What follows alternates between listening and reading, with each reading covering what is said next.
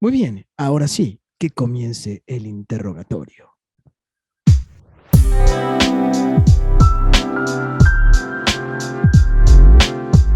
Hola, ¿qué tal, damas y caballeros? Sean bienvenidos una vez más al viejo y triste tercer mundo. Mi nombre es Rus Palpater y al día de hoy aún seguimos vivos. Damas y caballeros, después de ya buen tiempo de no subir videos, estamos de regreso con más energía que nunca y con un nuevo video un poquito diferente esta vez. El día de hoy les traigo un episodio de su podcast EVTTM, un episodio de preguntas y respuestas con un amigo mío, amigo ya de bastante tiempo, ya bastantes años ya, integrante también del equipo de Rajo, que ya tuve la oportunidad de hablar con dos de ellos, con Raúl y con Joel. Un saludo para ellos.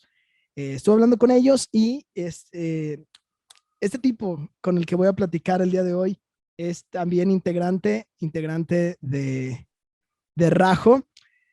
Con ustedes, damas y caballeros, Miguel Raigosa. Miguel, qué chingón tenerte aquí. ¿Cómo estás?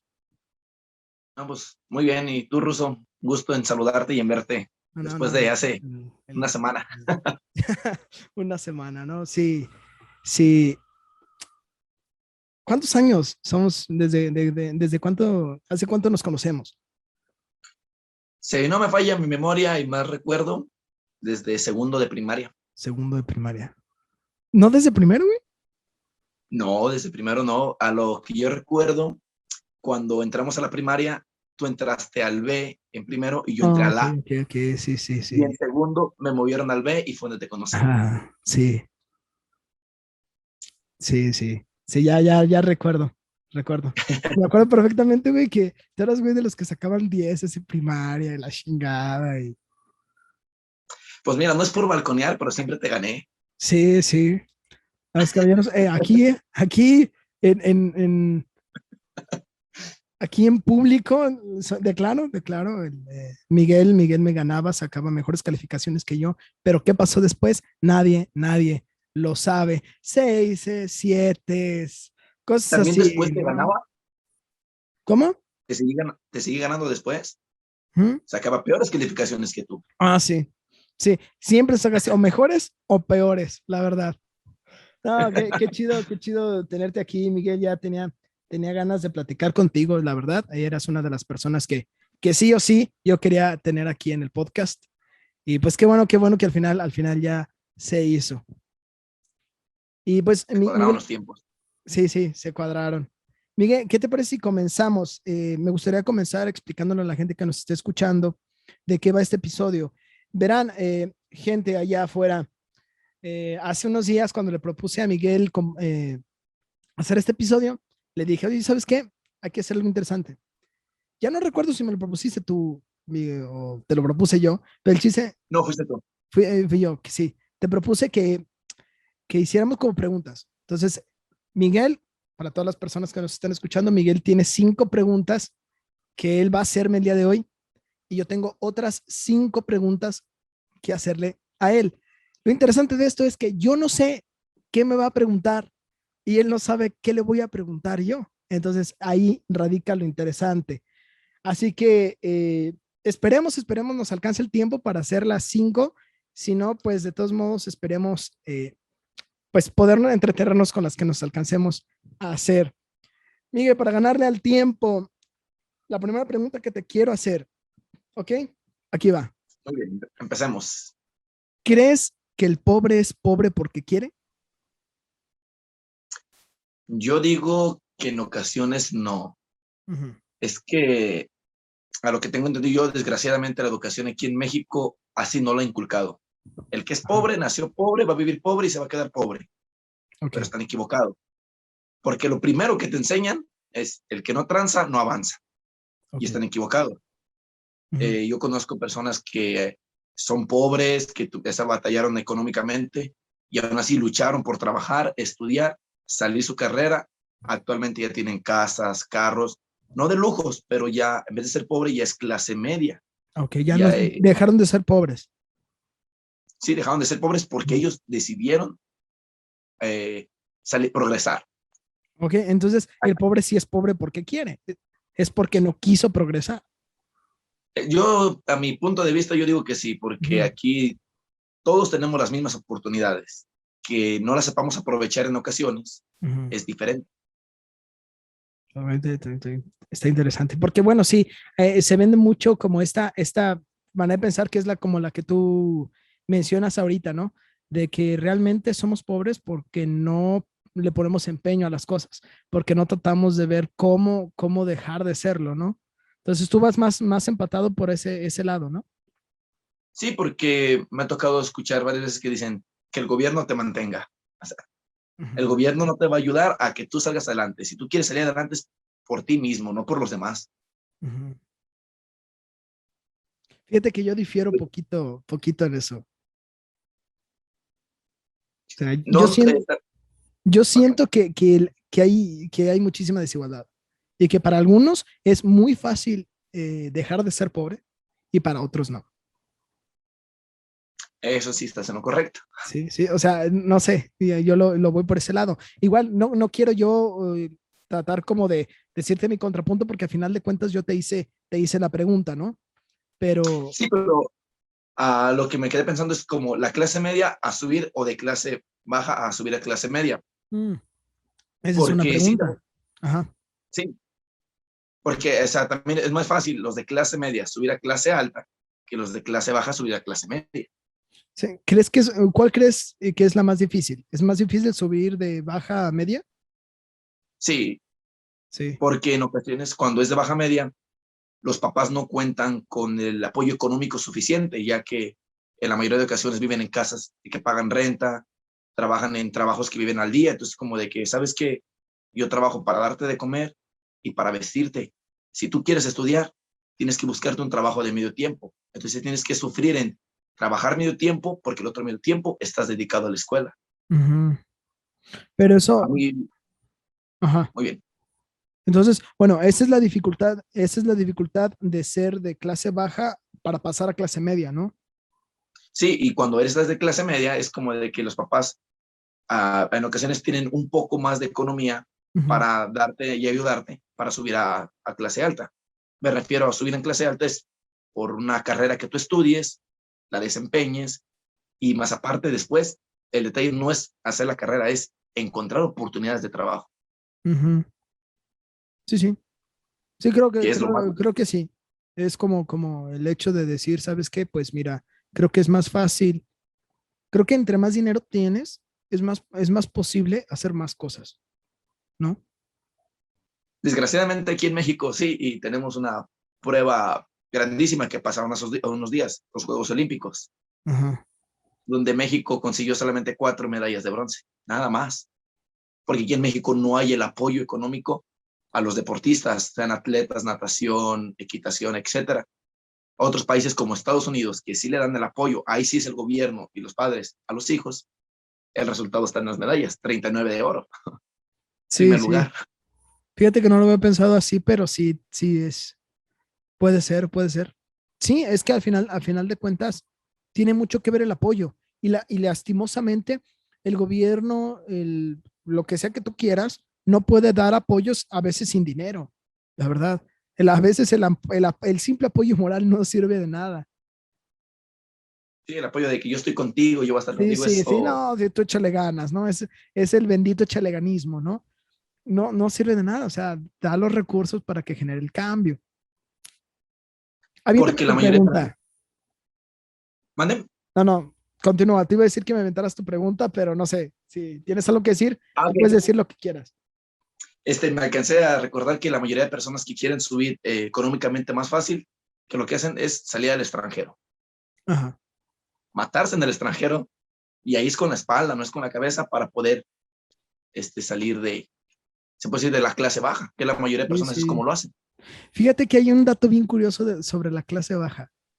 Eh, el dato curioso que te digo es que de toda la población de México, el 56% de la población cree que es clase media. O sea, tras sondeos que han dicho, el 56% es clase media, pero solamente el 12% de la población realmente lo es. Además son clase baja. El otro 40 y tantos, el resto, piensa que es clase media, pero en realidad es clase baja. ¿Sabes qué se necesita para ser clase media? Tengo entendido que depende de si es casa propia, pagar renta, sueldo, salarios, Todo algo eso, así. todo eso influye, pero por ejemplo el salario es un estimativo, pero quiere decir que las personas activas laboralmente en el hogar tienen que ganar al menos 16,000 pesos mensuales cada una para que sea considerada clase media. Entonces, muchos estamos muy por debajo de eso. Entonces, y pensamos que somos clase media. Pero, y eso nos lleva a otra parte muy interesante de la pobreza. La pobreza es bien subjetiva. Tú, por ejemplo, tú te puedes considerar pobre. Tú puedes decir, yo soy pobre. Porque tú ves a muchas personas mucho más ricas que tú, con más dinero, con más adquisiciones. Pero si le preguntamos a alguien que es mucho más pobre que tú, para ese alguien seguramente tú vas a ser rico. Así Cuando es, no porque menos le preguntemos a alguien que es mucho, mucho más pobre que esa primera persona, ¿sabes? Entonces yo pienso que la cuestión de la pobreza o la riqueza muchas veces determina en puntos de comparación. Es por eso que, por ejemplo, cuando tú vas a sacar una, una beca, nunca te preguntan, o por lo regular nunca te preguntan, eres pobre, eres rico, eres clase media, eres clase baja, siempre te preguntan cuántos son tus ingresos mensuales. ¿Tienes o no tienes casa propia?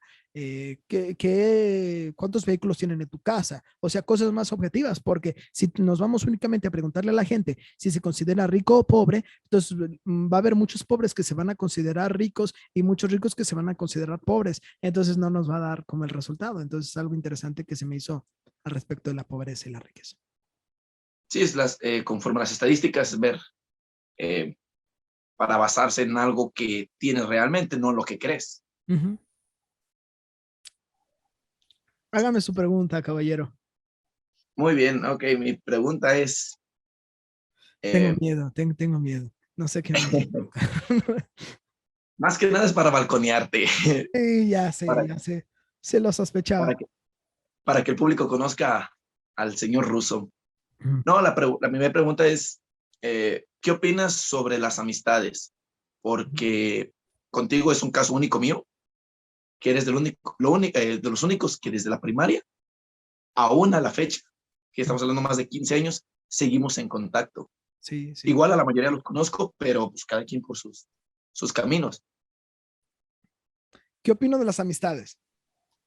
O sea, las Eh, amistades que duran más de 15 años y aún siguen en contacto. O yo sea, creo, ajá. Yo que creo se que, hablan. yo creo que esas amistades tienen mucho que ver. De entrada, bueno, te voy a dar mi primera impresión del tema porque es algo que nunca, no tiendo a reflexionar mucho este tema de la amistad, pero creo que estas cuestiones de las amistades tienen mucho que ver, sí o sí, con los puntos en común, ¿sí?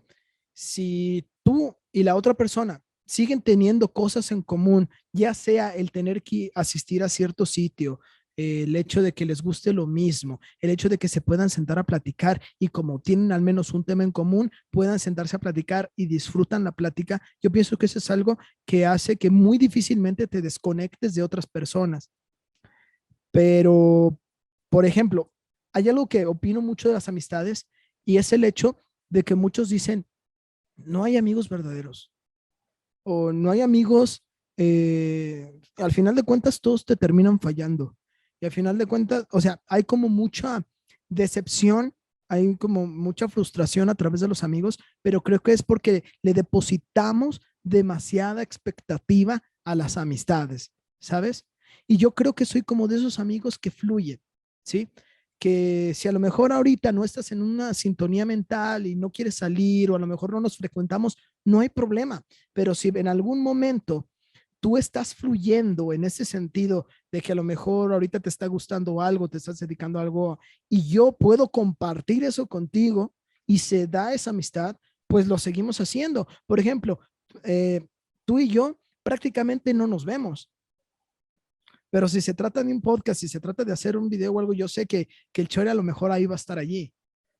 Y que a lo mejor si va a haber algunas cosas que se presten, que a lo mejor sabes que yo jalo, pues yo voy a estar allí, ¿sabes?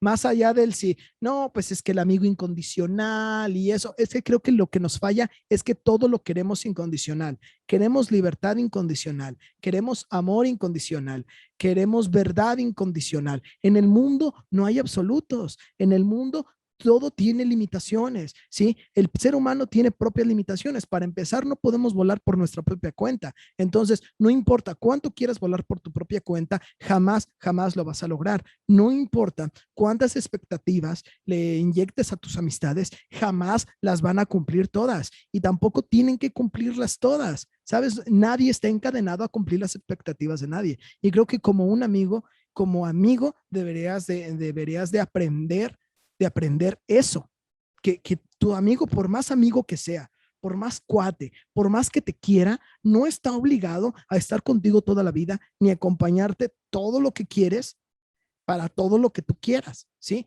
Él tiene una vida, tú tienes otra, somos personas completamente diferentes. Y si a lo mejor no congeniamos en algunas cosas o en algunos puntos simplemente tenemos opiniones distintas, pues se queda simplemente en opiniones distintas y ya. Nos relajamos, bajamos los humos y si y en otro momento de convergencia en donde empatemos y podamos estar de acuerdo, vamos a volver a disfrutar, pero tiene que ver con el hecho de dejar ir las cosas, ¿sí? No engancharse con el que, pero es que yo esperaba que me fueras incondicional, pero es que yo esperaba que estuvieras allí, pero es que yo esperaba, yo sufrí y en los momentos difíciles nadie estuvo, nadie tiene que estar en tus momentos difíciles, ¿sí? O sea, nadie está obligado a estar en tus momentos difíciles. Sí, sí, hay que estar apoyándonos los unos a los otros, pero yo siento en ese sentido de que eh, se tiene que dejar fluir a veces por salud mental, ¿no?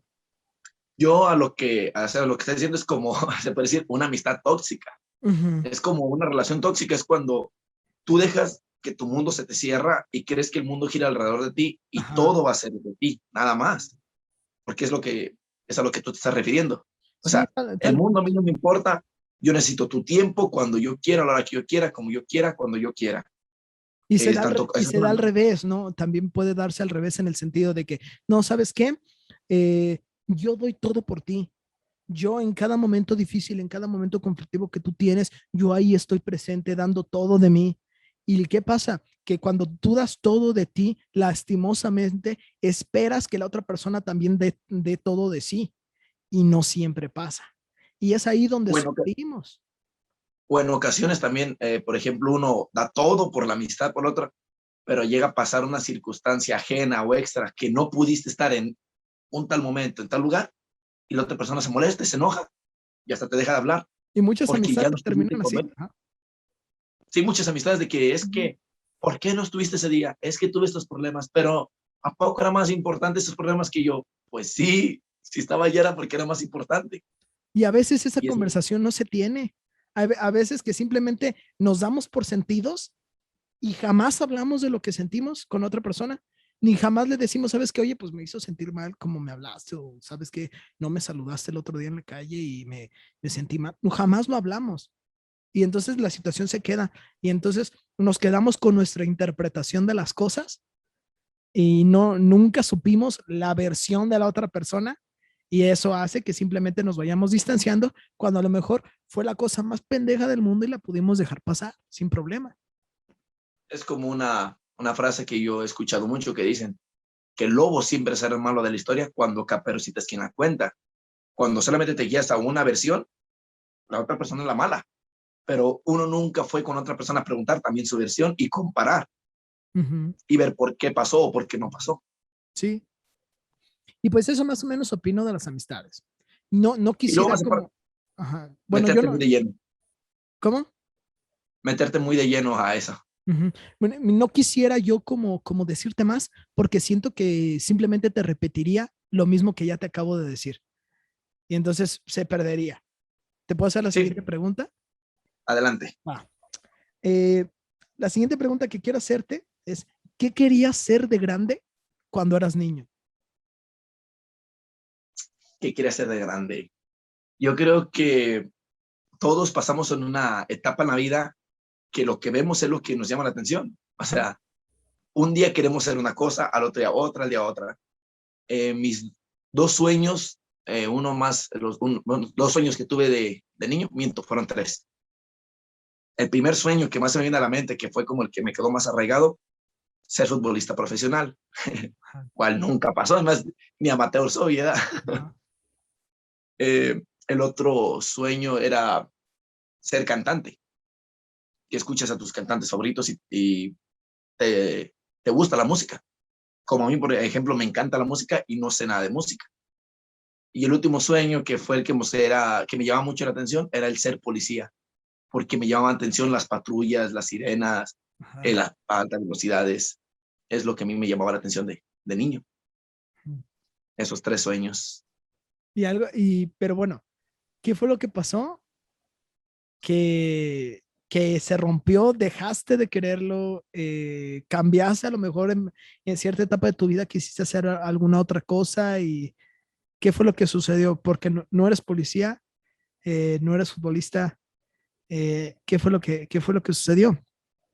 O El a lo futbolista, mejor todavía no lo eres, pero no pues sé. mira, el futbolista a mi edad ya es imposible porque desgraciadamente aquí en México, cuando uno, o sea, yo ves el fútbol, dices, yo quiero ser como sería jugadores mexicanos, Osvaldo Sánchez, Rafa Márquez, porque lo ves en la tele y crees que es fácil, que nomás ir al campo, agarrar un balón y vas a llegar a primera división, pero no es así. Aquí en México, desgraciadamente, la corrupción nos está tragando. Hasta en el fútbol hay corrupción. Si no hay dinero, no subes. O sea, ocupas prepararte desde muy niño a estar entrenando, y aún así seas el mejor de todos. Si no hay dinero de por medio, no subes. En ocasiones muchos visores les dicen a los jugadores aquí, ¿quieres llegar a tal equipo? Sí, dame tanto dinero. No, pero tanto dinero, les dan el dinero, llegan, y ahora el director técnico, ok, ¿quieres jugar? Sí, me tienes que dar tanto dinero para poder jugar. Y así sucesivamente. Y es una corrupción que va desde inferiores hasta la selección mexicana. Igual a la selección mexicana dices, la selección mexicana no lleva a los mejores, lleva a los que más dinero le dejan. El Sí. marketing, las marcas, la marca convoca a los jugadores, Es que no el técnico. al final de cuentas, los grandes jugadores dejan de convertirse en jugadores y se convierten en marcas.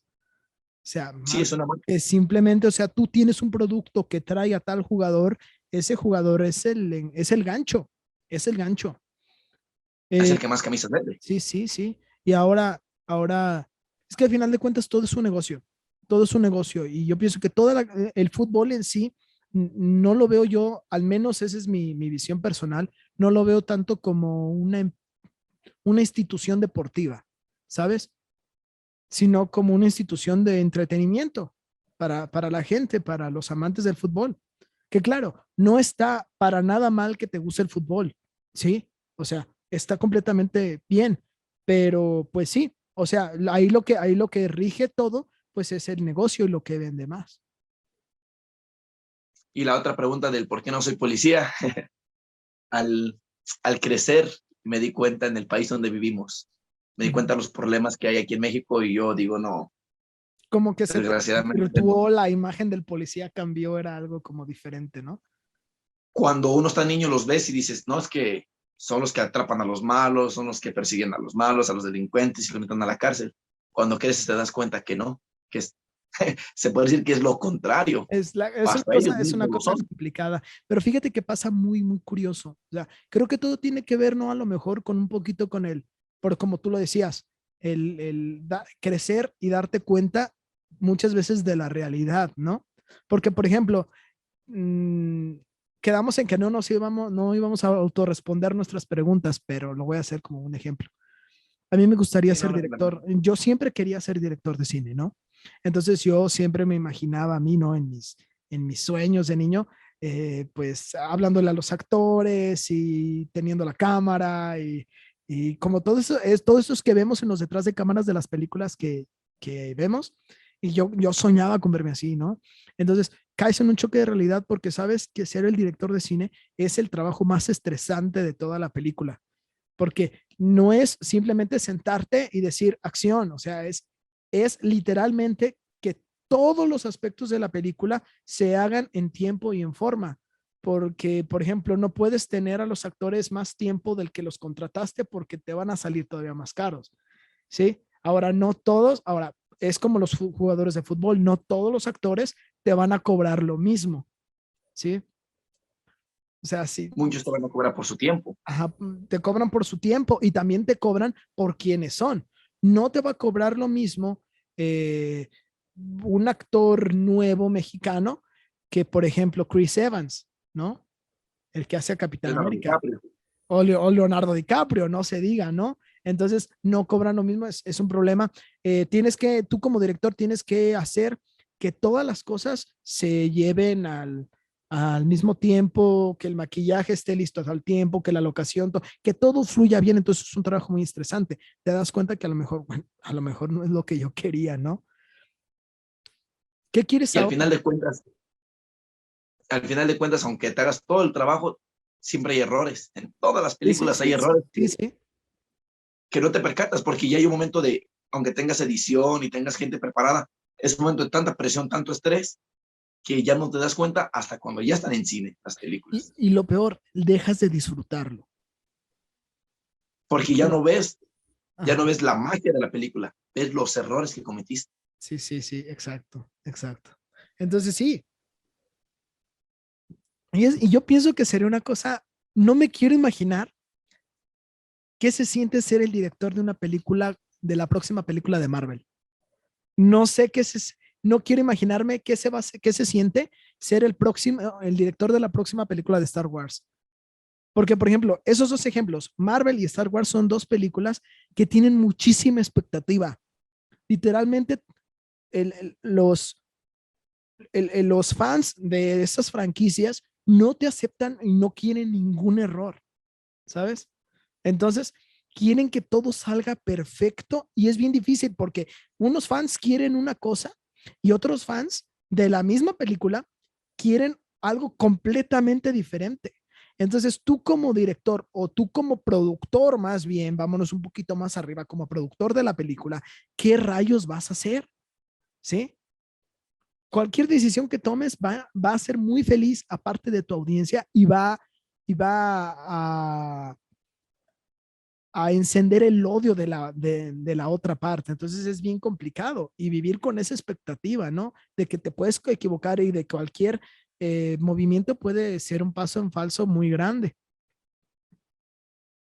Sí, porque como por ejemplo esos de Marvel, estamos hablando que vas a agarrar un público desde 13 años hasta 80 años, 90 años. Sí, O sí. sea, es un público general muy grande que tienes que buscar algo que se adapte a todo tu público, Ujú. no a un género específico como las películas para niños, que dices, ah, ok, este solamente me adapto para los niños y no hay tanto problema, no hay tanto Sí, rango de sí. edad. Ahora sé que el Películas público de se terror expande, sí. ¿Te se expande parece? demasiado. Entonces, Sí, sí. ¿Te parece, Chore, que pasamos a tu pregunta siguiente? la pregunta mía es, ¿algún momento o algunos momentos que más bonitos recuerdes de tu infancia? De mi infancia.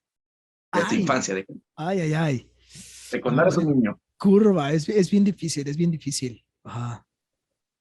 Hace unos días estaba pensando en uno, estaba como que recordando toda la infancia que había vivido y me puse a pensar y se me vino a la mente uno, pero ahorita sí de pronto no lo recuerdo. Estoy tratando de recordarlo. Ay, es que fíjate, me pones a pensar, no somos como muy dados, bueno, al menos yo no soy muy dado a como regresar a mi infancia, ¿no? Recuerdo, Porque de cuando me dijiste de la entrevista, yo sí regresé para atrás sí, y pues, empecé a recordar muchísimas cosas, muchísimas. O sea, imagínate, eh, durante, fueron 5 años en la primaria juntos, en la secundaria nos separamos un poco, en la prepa un poco más, después de la prepa fue donde otra vez volvimos sí, sí, a a convivir juntarnos. más, Sí, pero en fí- la primaria fue de más, fíjate que, bueno, recuerdo cuando hacías a Cantinflas. Oh, sí, sí, un tiempo me traumé. Siempre he sido así, ¿eh? Siempre he sido así como de que conozco algo nuevo y me clavo machín en eso que acabo de conocer y me pasó con Cantinflas, la verdad. Bueno, para hablar un poquito que lo entiendan las personas, damas y caballeros, en algún momento de mi infancia eh, conocí las películas de Cantinflas y me encantó tanto el humor de Cantinflas, o sea, a mi yo niño le encantó tanto el humor de Cantinflas que literalmente me traumé demasiado e imitaba a Cantinflas, yo imitaba a Cantinflas y hablaba con la voz y imitaba los ademanes. De hecho, mi papá tenía un sombrero como de pescador, ya ves esos que son como redondos y son de pura tela. Parecido al de Tenía, Cantinflas. sí, sí, o sea, pero no eran, en sí no era parecido, era como un sombrero de pescador blanco o era como beige y yo me lo ponía, pero entonces yo lo doblé casi como si fuera como vaquero y me acuerdo que lo engrapé para que se sostuviera y parecía de Cantinflas. Y no sé, tenían por ahí un pañuelo paliacate en ese tipo, me quedaba y me lo ponía como la gabardina que se ponía Del en la hombre. espalda, sí, y yo de niño jugaba a ser Cantinflas, ¿no? De hecho, recuerdo, ahorita que ya estoy empezando a recordar, hiciste un muy buen comentario para recordar, evocar cosas. Eh, recuerdo que con mis primos y mis hermanos en la casa de mi abuela hicimos una vez un concurso de quién imitaba mejor a Cantinflas. Entonces ahí tienes a todo, o sea, yo ya lo tenía bien, yo sentía que lo tenía bien practicado, sepa Dios cómo realmente me saldría y a lo mejor si yo me viera, diría, no, no se parece en nada, pero a mí yo sentía que me salía de poca madre, ¿no? Eh, y jugábamos, ¿no? Mis primos más o menos pues le querían sacar, pues, o sea, siguiéndome el cotorreo a mí, que cosa que les agradezco, siempre fueron bien buena onda y jugábamos a hacer eso. Una vez, recuerdo otra cosa, ya abriste la caja de Pandora, Miguel, ya, aquí ya Ya, se me ya vinieron a la detonó. mente muchísimas anécdotas, muchísimas cosas de la infancia. Grabé una película cuando era niño. Una ¿Haz de cuenta? película. Sí, una película. Haz de cuenta, bueno, de hecho, la cámara que usé para grabarla, todavía la uso para grabar algunos episodios aquí en el podcast y en Opiniones Misceláneas. No fue con la cámara con la que grababas Gliglemaníacos. Sí, esa justamente. Cuando yo tendría, no recuerdo si unos 12 años, 11 años, no recuerdo bien cuántos años tenía cuando hice esa primera película, ¿no? Estaba muy de moda, había empezado a salir, al menos en México, Phineas y Ferb. Entonces ya ves todo Ah, lo de la gente, Per, el ornitorrinco y cosas así, ¿no? Entonces, yo fui el supuesto director de esa película y entonces puse a mi hermano a que se vistiera como de, como de militar, ¿no? Tenía una camisa camuflajeada y una gorra camuflajeada y se la pusimos y entonces él era el agente 555, ¿no? Él era el agente 555 y entonces él se dedicaba pues de acabar con los malos, ¿no? Y lo curioso es que como no teníamos actores, éramos yo, y mis dos hermanos, pues mi hermano de en medio, él hacía al 555 a la gente, hacía al villano, hacía, todos los personajes los hacía él. Y entonces se hace cuenta que ya yo grababa supuestamente y, y entonces yo tenía una vocecita al momento de hacer, de grabar, y decía, con ustedes, el agente 555. No sé, era así como de muy detectivesco, algo así, ¿no? Tengo ese recuerdo. Hice una vez un episodio del 555 en casa de mis abuelos, donde salieron también mis primos. Fue algo bien chido. Nada más que, bueno, mi mamá en ese tiempo no le gustaba que jugáramos con esa cámara. No le gustaba porque decía que se le íbamos a fregar como y todas las mamás. sí, como todas las mamás, decía que se le íbamos a fregar y al final me hizo borrar lo que habíamos grabado allí y el 555, el agente y todas esas aventuras se perdieron para siempre, pero pues sí, Imagínate, en la memoria. Ya, me si pongo a aún las pensar, tuvieras. si no las hubiera yo borrado, si no las hubiera yo borrado, ¿qué tesoro tan chingón tendría ahorita? Porque en ese del momento, infante. en ese momento pues no valía nada, o sea, era algo como que, pues era mi presente, ¿no? Yo estoy en contacto con mi presente, para mí pues no tiene valor alrededor. Todo adquiere valor con el paso del tiempo. Para empezar, yo ya no me veo igual, mi hermano ya no se ve igual, hubiera sido un recuerdo muy, muy bonito. Se perdió, pero bueno, hay que vivir con esas pérdidas, ¿no? Muy bien. Entonces, ahora continuamos con tu pregunta. Muy bien. Miguel, ya por la cuestión del tiempo, creo que voy a concluir con esta pregunta que te quiero hacer. Muy bien. Y creo que es una pregunta muy, muy fuerte y creo que es un muy buen tema para concluir el podcast. Eh, si es que me permites hacértela. Si es un tema del cual no quieres hablar, lo comprendemos. Te hago la que sigue, que es un poco más fácil, ¿va? ¿Qué La opinas? vida es un riesgo ¿Qué opinas de Dios? de Dios. Ujú. Así la pregunta tal cual, abierta. ¿Qué opinas de Dios? Ok.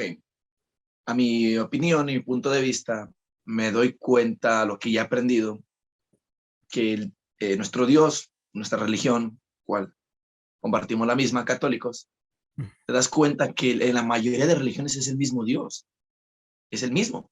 Todos hablamos del mismo, solamente le cambian de nombre, como Jehová, pues es el mismo Dios, pero la gente lo que busca es el beneficio propio, no el de Dios, porque aquí a hablar de Dios no es de una religión, es en general.